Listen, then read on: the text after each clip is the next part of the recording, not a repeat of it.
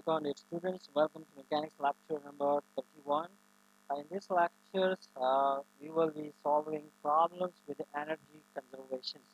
I mean, इसी section में हम जो energy conservation से related problems है उनको solve करने की कोशिश करेंगे, उनकी strategy बताएंगे. And along with that, we have some short topic like power. Power को हम डिस्कस करेंगे, इसके साथ ही एवरेज पावर या इंस्टेंटेनियस पावर, वो जो शॉर्ट शॉर्ट टॉपिक्स है इसी लेक्चर में हम इनको भी डील करेंगे. तो आइए आज के लेक्चर की तरफ जाते हैं. पहले जो हमारे पास एग्जांपल है, मतलब जो एनर्जी कंजर्वेशन से रिलेटेड है, पर्टिकुलरली मैकेनिकल एनर्जी कंजर्वेशन से, कि हमारे पास एक टॉय डॉट गन है और उसी गन से हम कहते हैं कि dot mass m is equal to 0.1 kg is pressed against the spring of a dart gun. So the spring constant is equal to 250 Newton per meter. Is compressed at distance x1 is equal to 0.06 meter and then release. The dart detaches from the spring. From spring, it when reaches its natural length x is equal to 0. So we are being asked to calculate the speed v2 it has at that particular point. Just like you can see here, situation आपके सामने वाज़े है. Initially ये situation है और finally हमारे पास ये situation आ जाती है. तो हमने क्या करना है, हमने law of conservation of mechanical energy जैसे ये गिवन है, इसको यूटिलाइज करते हुए we have to find out what, we have to find out the final velocity that is v2. So law of conservation हमने यूटिलाइज करना है. So what we need to do, we just need the putting. आपने मतलब values हमारे पास given है, ठीक है, इन values को हमने पुट करना है. यहाँ पर देखो कि एक पोजीशन भी हमारे पास गिवन है, स्प्रिंग कांस्टेंट भी गिवन है और मास भी गिवन है. हमने v2 की वैल्यू को फाइंड आउट करनी है. तो just you need to do as the putting, ठीक है. v1 हमारे पास 0 है तो पूरा का पूरा टर्म 0 हो जाएगा, ठीक है. तो यहाँ पर आप वैल्यूज पुट करें. यहाँ पर x2 की वैल्यू वो हमारे पास वो भी मतलब 0 है, तो ये वाला टर्म एज अ होल 0 हो जाएगा. तो हमारे पास ये वैल्यू बाकी बचते हैं, इसमें से आप आसानी के साथ v2 की वैल्यू निकाल सकते हैं. That after you do the simplifications and utilizing your calculators, you will get v2 is equal to 3 meter per second square. एक और एग्जांपल है, जिस तरह हमने बात की थी कि हमारे पास स्प्रिंग्स वाली कंडीशन है कि हमारे पास स्प्रिंग्स है जिसकी इनिशियल वेलोसिटी 0 है, मतलब और इसकी जो फिर हम क्या करते हैं, उसी स्प्रिंग के साथ इसको हम स्ट्रेच करते हैं या कंप्रेस करते हैं. मतलब कुछ कंडीशंस है हमारे पास, तो उन्हीं कंडीशंस के मुताबिक हम क्या करते हैं कि एक पर्टिकुलर हाइट तक उसको मतलब स्ट्रेच करते हैं, ठीक है. और वो हाइट हमारे पास y is equal to y1 is equal to h है, ठीक है. और जो यहाँ पर गिवन है y is equal to 0.1 meter तक हम उसको स्ट्रेच करते हैं. फिर दूसरी कंडीशन में हम क्या करते हैं, एक सर्टेन हाइट तक उसको कंप्रेस करते हैं. तो हमने कुछ फाइंडिंग करनी है इसी डायग्राम के मुताबिक. The detail of the question is given inside your book. तो ये जो एग्जांपल है, एग्जांपल 6.12 बुक के अंदर डिटेल के साथ मेंशन है. हमने इसको सॉल्व करना है स्प्रिंग कांस्टेंट के लिए, ठीक है. के की वैल्यू को फाइंड आउट करने के लिए हमने इस एग्जांपल को सॉल्व करना है. So be remember it's a 2 step problem. मतलब ये प्रॉब्लम 2 स्टेप में होगा. फर्स्ट स्टेप नंबर 1, ठीक है, कि ए टू बी हमने कैसे सॉल्व करना है. So first of all you have to apply the law of conservation of mechanical energy which is equal to by this relations. अब इसी रिलेशंस में आपने वैल्यूज पुट करनी है. इनिशियल वेलोसिटी हमारे पास 0 है, जो इनिशियल हाइट है मतलब ये वाली that is given bye h, ठीक है. और सिमिलरली हमारे पास जो मैथ है या जो हमारे पास वेलोसिटी है, जो हाइट है वो आपको पता है वो गिवन है and that is given by y1 is equal to h that is equal to 0.55 meters, ठीक है. एंड y2 जो है वो हमारे पास वो 0 है. सो ये वाली वैल्यू आप यहाँ पर इसी इक्वेशन में पुट करोगे. So you have to calculate initially for the v2. यहाँ पर हमने v2 की वैल्यू निकालनी है, मतलब स्प्रिंग को हम यहाँ से रिलीज कर रहे हैं. सो V2 की वैल्यू फाइंड आउट करोगे, यहाँ पर इसी रिलेशन में पुटिंग करने के बाद you will get what you do the simplification after utilizing your calculator. You will get speed V2 is equal to 3.28 meter per second. ठीक है, phase 2 step 2 में you have to go from B to C both gravity and spring. ठीक है, so you have to utilize against the relations कि इसी में हमारे पास क्या है कि स्प्रिंग भी है, इलास्टिक पोटेंशियल एनर्जी भी है, और उसमें क्या है, इलास्टिक पोटेंशियल एनर्जी के पास मतलब हमारे पास ग्रेविटेशनल पोटेंशियल एनर्जी भी है और उसके साथ साथ इलास्टिक पोटेंशियल एनर्जी भी है। इनिशियल कंडीशन में हम बॉडी को इधर गिराते हैं, फिर दूसरी कंडीशन में वो बॉडी क्या करती है, स्प्रिंग पे आती है और स्प्रिंग को कंप्रेस करती है। तो यहाँ पर यह हमारे पास क्या है, दूसरी स्टेप है। तो दूसरी स्टेप में आपने क्या करनी है, ग्रेविटेशन पोटेंशियल एनर्जी के साथ इलास्टिक पोटेंशियल एनर्जी भी यूटिलाइज करनी, इस इक्वेशन के दोनों साइड्स पे वो पुट करनी है। तो हमारे पास जो गिवन क्वांटिटीज है, मतलब जो y3 है इसकी वैल्यू है y is equal to 0.15 meters, y2 की वैल्यू आपको पता है that is equal to 0। So आपने यहाँ पर इस इक्वेशन के अंदर पुट करनी है, वैल्यूज पुट करनी है। So you will reach to the value of the spring constant that is equal to 1590 newton पर मीटर। ये जो V2 की वैल्यू है यहाँ पर ये आपने एक फर्स्ट स्टेप के अंदर वो फॉलो मतलब उसको पुट करके जो आपसे फाइंड आउट करनी है। लेकिन फर्स्ट स्टेप में भी रिमेंबर कि यहाँ पर जो मतलब है इलास्टिसिटी है वो इन्वॉल्व नहीं है कि जैसे हम सिंपली बॉडी को ऊपर से नीचे की तरफ वो गिराते हैं और यहाँ तक कि वो स्प्रिंग के साथ आके टकराती है।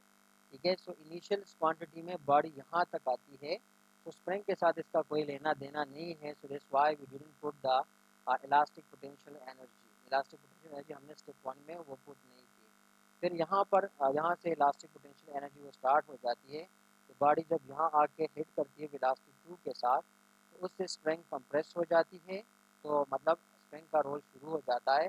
This why we have put it at this step. और यहाँ पर हमने क्या किए, यहाँ पर फिर जो V2 वेलोसिटी है पहले हमने फाइंड आउट की, फिर इसी रिलेशन के अंदर हमने पुट करके मतलब कैलकुलेशंस की है, और उस कैलकुलेशन से you will get the value for the spring constant which is required. Other form of energy, that is energy conservation in any process, that is total energy is neither created nor destroyed. It means that energy can be transformed from one form to another form, ठीक है, लेकिन one body to and from one body to another body, but the total amount is constant। ठीक है, और इसी को हम law of conservation of energy कहते हैं कि एनर्जी एक फॉर्म से दूसरी फॉर्म में या एक बॉडी से दूसरी बॉडी में ट्रांसफॉर्म हो सकती है, लेकिन इसको क्रिएट या डिस्ट्रॉय नहीं किया जा सकता। इसकी जो टोटल क्वांटिटी है वो कंजर्व रहती है, और इसी को हम law of conservation of energy कहते हैं। Again not exactly the same as the principle of conservation of mechanical energy, which hold for the conservative forces only. So this is a general law, ये हमारे पास एक general law है। that is a form of energy besides mechanical energy जो है वो हमारे पास क्या क्या है, वो है heat conversion of heat to mechanical energy, that is and mechanical energy to vice versa। मतलब कि heat energy को हम mechanical energy में और mechanical energy को heat energy में convert कर सकते हैं। Similarly, we have chemical, electrical, and nuclear energy. So all these energy they are interconvertible, but again remember they can neither be created nor destroyed. So the total energy is neither decreases nor increases in any process. Energy can be transformed from one form to another form or from one body to another body, but the total amount remains constant, and this is we call law of conservation of energy। जिसको हम law of conservation of energy कहते हैं। So problem with the fractions, ठीक है, fraction के लिए हमने discussion की थी। इन केस ऑफ फ्रैक्शंस हमारे पास जो एनर्जी है due to non conservative force that is equal to change in kinetic energy plus change in potential energy. ठीक है, सो ये हमारे पास रिलेशंस है। अब यहाँ पर फ्रैक्शन फोर्स आपको पता है कि friction force is a non conservative force. So at the fraction force is present, so we have that is the non-conservative, the energy due to non-conservative force is basically would be the energy from the fractions, okay, from the fraction force। So the W with the subscript Fr is basically means work done by the fractions. So moving through a distance d, the fraction force Fr does work, that is equal to Wfr is equal to minus the fraction force times the distance. ठीक है. So when fraction force is present, we have relations. ठीक है, हमारे पास ये relation आ जाती है minus Fd, F for the fraction force, change in kinetic energy plus change in potential energy equal to change in the kinetic energy. This is change in kinetic energy plus this is change in the potential energy. So you do the calculations. Also you know that kinetic energy plus potential energy is not constant. The kinetic energy plus potential energy इसकी value constant नहीं है. Instead हम इसकी बजाय हम कहते हैं कि initial kinetic energy plus initial kinetic energy plus initial potential energy plus जो fraction energy है that is equal to final kinetic energy plus final potential energy. या सिंपल वर्ड्स में हम यहाँ पर क्या करते हैं कि फ्रैक्शन एनर्जी की बजाय इनकी जो वैल्यू है वो पुट कर देते हैं. ठीक है. So for gravitational potential energy, gravitational potential energy के लिए हम अगेंस्ट यहाँ पर क्या करते हैं कि इसकी जो वैल्यू है एम जी, मतलब इनिशियल के लिए y1 और फाइनल के लिए y2 वो पुट कर देते हैं. And for the fraction force you know that for the fraction force the work done is given by the fraction force time the distance. तो ये रिलेशन हमारे पास आ जाती है. अगर हमारे पास इलास्टिक और स्प्रिंग है तो उसके लिए इलास्टिक और स्प्रिंग पोटेंशियल एनर्जी, तो वो वाली टर्मिनोलॉजीज हम यहाँ पर वो इंट्रोड्यूस कर लेते हैं. So kinetic energy, elastic or spring potential energy, that is equal to final kinetic energy plus spring yeah, elastic kinetic energy, I mean the final value or the final elastic energy plus the fraction energy. ठीक है. तो अब यहाँ पर again हमारे पास एक problems है roller coaster with fractions के roller coaster car mass 1000 kg reaches a vertical height of only 24 meters on the second half before coming to a momentary stop. It travel a total distance equal to 400 meters. So calculate the work done by the fractions and calculate the fraction force on the car. कि हमने दो काम करने हैं. ये जो situations है इसी सिचुएशंस के अंदर हमने क्या करना है कि हमने work done by the fraction force calculate करना है और calculate the average fraction force on the car, दोनों को हमने कैलकुलेट करने हैं. सो गिवन क्वांटिटीज हमारे पास ये क्या है, these all are the given quantities and all these given quantities हमने क्या करना है, हमने फ्रैक्शन फोर्स को फाइंड आउट करना है. तो इसके लिए आपने वही रिलेशन पुट करना है जिस तरह के हमारे पास ये रिलेशंस है. तो इसमें मतलब देखें कि हमारे पास ये फ्रैक्शन फोर्स है, तो बाकी क्वांटिटीज़ यहाँ पर गिवन है. तो इसी रिलेशंस के अंदर आपने क्या करना है, पुटिंग करनी है. ठीक है. सो रिलेशन आपने ये यूटिलाइज करना है जिस तरह हमने बात की थी पहले स्लाइड पे. अब इसी के अंदर आप पुटिंग करते हो, you get the values for the fraction force that is equal to 370 newton. ठीक है. तो that's how you calculate the fraction force. और इसी तरह आप फ्रैक्शन फोर्स डिस्प्लेसमेंट गिवन है 400 न्यूटन है. तो जो फ्रैक्शन एनर्जी है वो आपके पास होगा डब्ल्यू, वो बराबर हो फ्रैक्शन फोर्स टाइम डिस्प्लेसमेंट. तो आप क्या करते हैं, W is equal to F G. तो सिंपली इस वैल्यूज को इसके साथ मल्टीप्लाई करें, that will be the energy due to the fraction force. ठीक है. तो अब एक और टर्मिनोलॉजी हम यहाँ पर इंट्रोड्यूस करते हैं, पावर. व्हाट इज पावर, या पावर को हम कैसे डिफाइन करते हैं. So power is basically rate at which the work is done और rate at which the energy is transfer. I mean ये हमारे पास एक रेट है, रेट ऑफ डूइंग वर्क को जाहिर करता है, या ये हमें ये शो करता है कि एनर्जी किस रेट पे ट्रांसफॉर्म होती है. ठीक है. So average power is equal to the work done divided by time और the energy divided by time. Power को हम डिनोट करते हैं P से. ठीक है. वर्क को W से और टाइम को T से. So the average power is equal to W divided by T. Similarly instantaneous power हमारे पास है और वी रिमेंबर कि जो यूनिट है ऐसा यूनिट है वो वर्क के लिए हमारे पास जूल है और टाइम के लिए हमारे पास सेकंड है. सो जो पावर की यूनिट है दैट इज जॉल पर सेकेंड, इसको हम कहते हैं वाट। ठीक है, जो एस आई यूनिट है उसमें वर्क की जो यूनिट है वो है वाट, और 1 watt is equal to 1 joule per second. British units में ब्रिटिश यूनिट सिस्टम में हमारे पास जो वर्क यूनिट है वो है horse power. 1 horse power is equal to 746 watt, उसके बराबर है। नॉर्मली हम एक और यूनिट यूटिलाइज करते हैं, जो मतलब एनर्जी की जो कंपनीज है वो आपके बिलों पे जो बिल्स आपको आते हैं वो उस पर नॉर्मली लिखते हैं, that is kilo watt our.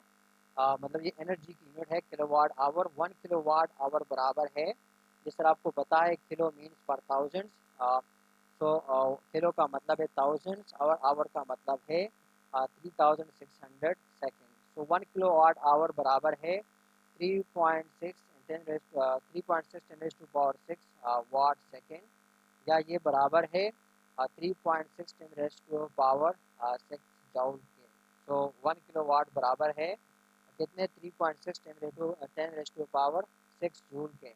Average power again जिस तरह हमने पहले बात की, एवरेज पावर बराबर है जिसको हम पीरियड से डिनोट करते हैं, ये हमारे पास बराबर है work done, total work done divided by total time interval. So it is often convenient to write power in terms of the force and the speed. So, for example, for a force and a displacement d in the same directions, we know that the work done is given by W is equal to FD। मतलब ये हमारे पास work done की एक general definition है। सो in term of power हमें पता है कि मतलब ये क्या है, पावर हमारे पास बेसिकली क्या है, रेट ऑफ डूइंग वर्क है। ठीक है, अब वर्क जो है वो हमारे पास बराबर है एफ डी के। ठीक है, तो ये वाली जो रिलेशन यहाँ पर डब्ल्यू की बजाय हम ये पुट करते हैं कि एफ डी। ठीक है, और टी अपनी जगह पर। सो एफ अपनी जगह पर, डी बाई टी जो है ये हमारे पास बराबर है वेलोसिटी के। So average power is equal to that is average power, इसको हम नोट कर सकते हैं force time the average speed. ये हमारे पास एक और मतलब है जिसमें हम एवरेज पावर को लिख सकते हैं कि average time in term of average speed of object, इसको हम लिखते हैं कि मतलब एवरेज पावर के एक पर्टिकुलर फोर्स एक बॉडी में कितनी एवरेज स्पीड वो प्रोड्यूस करती है, उसको हम एवरेज पावर कह सकते हैं। ठीक है, तो यहाँ पर एक एग्जांपल है कि you have a car and you know that that car is being climbing an inclined surface. ठीक है, so you have to calculate required power for a 1400 kg car to do the following. ठीक है, climb 30 degree hill steep at steady speed that is 80 kilometre per hour. ठीक है, इतनी speed के साथ वहाँ पर एक चढ़ाया, ये जो कार है चढ़ाई पे जा रहा है, angle theta is equal to 10 degree. So accelerations on a level road from 90 to 110 kilometre per our in 6 seconds। ठीक है, वो आपने डिनोट करना है। Assume that the average retarding force on the car is Fr is equal to 700 Newton. So given quantities में हमारे पास है क्वांटिटीज है, और जो क्वांटिटीज गिवन है that you can see, you can take it from here. ठीक है, फिर आपने सोल्यूशन की तरफ बढ़ना है। तो सोल्यूशन नंबर फर्स्ट में यू नो दैट कि यहाँ पर हमारे पास जो horizontal summation of horizontal forces या नेट हॉरिजॉन्टल फोर्सेस है वो हमारे पास वो क्या है, वो ज़ीरो है। ठीक है, फिर हमारे पास जो टोटल मतलब ये ज़ीरो है, इसका मतलब क्या है कि हमारे पास कौन कौन से फोर्सेज है हॉरिजॉन्टल डायरेक्शन में। ये हमारे पास सारे के सारे वो फोर्सेज है, and you can take it from here. आप यहाँ से इसको ले सकते हैं कि हमारे पास रिटार्डिंग फोर्स है। ठीक है, रिटायरिंग फोर्स के साथ साथ हमारे पास क्या है, मतलब जो फोर्स की जो कंपोनेंट है that is responsible for the motions. ठीक है, that is M G sine theta, sine theta that theta is 10 degree in this particular direction. ठीक है, और इसमें हमारे पास क्या है, फोर्स का कंपोनेंट है, that is the force that the car applied to move in the forward direction. ठीक है, ये हमारे पास फोर्स है, ये retarding force minus retiring force, क्योंकि retarding force in opposite directions to the applied force, and similarly the force components। ठीक है, तो फोर्स की जो वेट का जो कंपोनेंट है वो भी अपोजिट डायरेक्शन में है, that is minus M G sine theta. और हम कहते हैं कि हॉरिजॉन्टल डायरेक्शन में ये तमाम के तमाम इनका जो समेशन है इक्वल टू जीरो। तो जो अप्लाइड फोर्स है that is equal to this much, ठीक है। अब पावर की डिफिनीशन हमारे पास है कि P is equal to F V. So first of all you have to find what, you have to find f, and then from the f you can find the other quantities, ठीक है। आपने power को calculate करना है, ठीक है। जो power के लिए ये रिलेशंस है।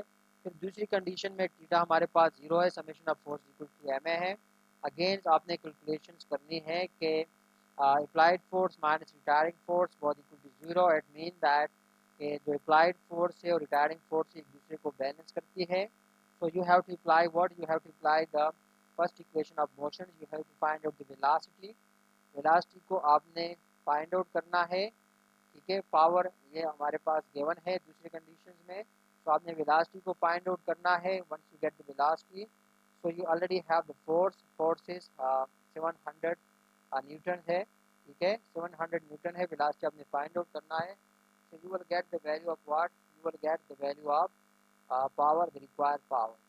So that's all we have for this lecture. Thanks for watching. See you in next lecture very soon. Till then, bye bye.